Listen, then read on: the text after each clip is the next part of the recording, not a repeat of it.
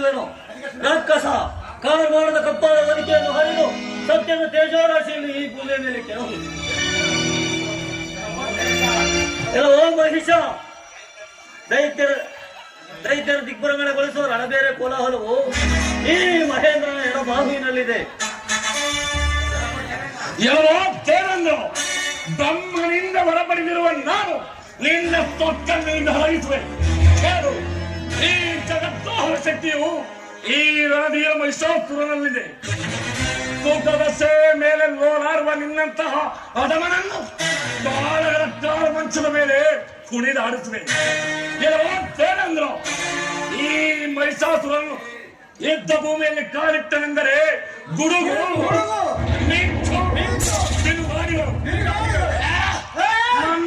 ಪರಾಕ್ರಮಕ್ಕೆ ನಿನ್ನ ಅಮರಾವತಿಯು ಒತ್ತದ ನದಿಯಾಗಿ ಹರಿಯಬೇಕಾಗಿತ್ತು.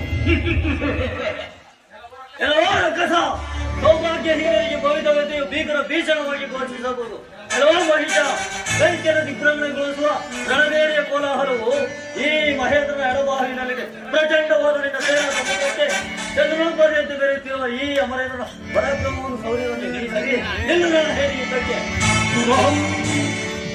ಮುರಿದಾಹವದೋಳಿನ್ನಯ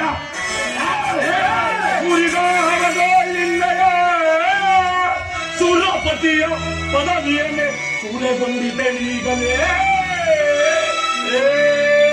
ಪಡಲೇ ಮಹಿಷಾಸುರನೇ, ಪಡಲೇ ಮಹಿಷಾಸುರನೇ, ಬಲಿ ಕೊಡುವೆ ರಣರಂಗದಲ್ಲಿ ನಿನ್ನ ಸೈನ್ಯವನ್ನಿಡುವೆ.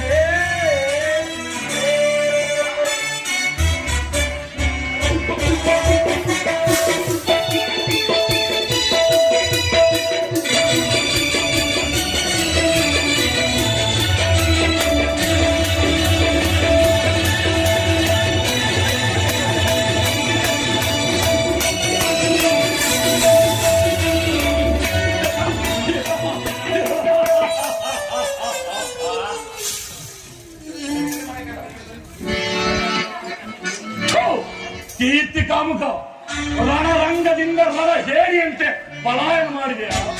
ವೀರನೆಂದು ಸ್ವರ್ಗೋಧೀಶನೆಂದು ಭೂನತ್ರಯದಲ್ಲಿ ನನ್ನ ಸಮಾನ ವೀರರೇ ಇಲ್ಲವೆಂದು ಆತ್ಮಗೌರಮೆಯನ್ನು ತೋರಿದ ದೇವಹದವರು ರಣರಂಗದಿಂದ ರಣ ಹೇರಿಯಂತೆ ಪಲಾಯನ ಮಾಡಿದ್ದಾರೆ. ಈ ಸುಖವು ನನಗೇಕೆ ಇರಲಿ. ಇವನಲ್ಲಿರುವ ಕಾಮಧೇನು, ಕಲ್ಪವೃಕ್ಷ, ಮೊದಲಾದ ವಿವಿಧ ಸೌಭಾಗ್ಯ ರಾಶಿಗಳನ್ನು ಸಮಯ ಸಾಧಿಸಿ ಈ ನೀಚನನ್ನು ಬಂಧಿಸುವೆ. ಸುಶ್ರೇಷ್ಠ ಬ್ರಹ್ಮ